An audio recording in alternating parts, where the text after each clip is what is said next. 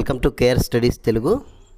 ఈరోజు మనము APDSC PIE perspectives in education స్వాతంత్ర్యానంతర భారతీయ విద్యా విధానం అనే టాపిక్ నుంచి కొన్ని మోడల్ బిట్స్ ఇవ్వడం జరిగింది. జాతీయ విద్యా విధానం 1986 అనేది భారతదేశ ప్రజలకు వీరు ఇచ్చిన వీలునామాగా పిలుస్తారు. ఆన్సర్ రాజీవ్ గాంధీ. విద్యలో సవాళ్ళు విధానంలో దృక్పథాలు అనే పేరు రిపోర్టును ప్రతిపాదించిన కమిటీ ఎన్పిఈ 1986. 1986 నూతన జాతీయ విద్యా విధానం అమలు సమయంలో విద్యాశాఖ మంత్రిగా ఉన్న వ్యక్తి పివి నరసింహారావు. ఎన్పిఈ 1986కి సంబంధించి సరికాని సిఫారసు ఏది? 1. శిశు సంరక్షణ కేంద్రాలు ఏర్పాటు చేయాలి. ప్రతి దశలో ఎమ్మెల్యేలను నిర్ణయించాలి. లింగభేదం లేకుండా పోల్చుకోదగిన ప్రమాణాలు కలిగిన విద్యను అందరికీ అందజేయాలి.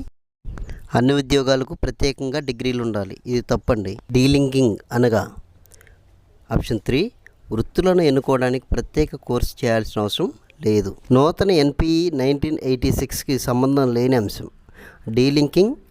నవోదయ పాఠశాలలు, నేషనల్ టెస్టింగ్ సర్వీస్ ఈ 3 సంబంధం ఉన్నవి. లింకింగ్ అనే 4th ఆప్షన్ సంబంధం లేనిది. లింకింగ్. నూతన ఎన్పిఈ 1986కి సంబంధించి సరైన అంశం ఏది? Linking, national eligible test, computer అక్షరాస్యత, గురుకుల పాఠశాలలు. దీనికి సరైన అంశం కంప్యూటర్ అక్షరాస్యత, ఆప్షన్ 3. పిరమిడ్ ఆకారంలో ఉన్న విద్యా వ్యవస్థ క్రింది భాగం బిలియన్ మందితో కూడుకున్నది కావున ఎన్పిఈ 1986 ప్రకారం ఎవరు ప్రపంచంలో ఉత్తములై ఉండాలి? పిరమిడ్ పైన ఉన్నవారు ఉత్తములై ఉండాలి.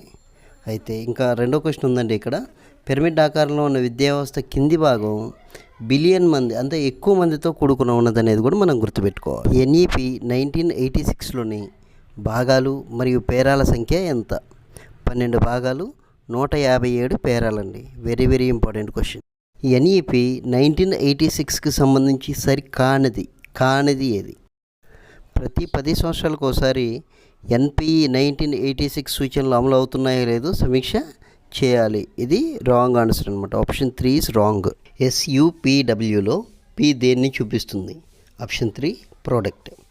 ఎన్పిఈ 1986 డీలింకింగ్ ఈ క్రింది వృత్తులకు వర్తించదు. Option 4 doctor, lawyer, teacher, engineer వీళ్ళకు వర్తిస్తుందండి. మిగతా పైన ముగ్గురికి వర్తిస్తుంది. ఈశ్వరీబాయి పటేల్ కమిటీ సిఫారసులకు సంబంధించి సరైన అంశం ఏది? ఫస్ట్ ఆప్షన్ బహువిధ ప్రవేశ అవకాశాల పద్ధతిని ప్రవేశపెట్టాలి. కరెక్ట్.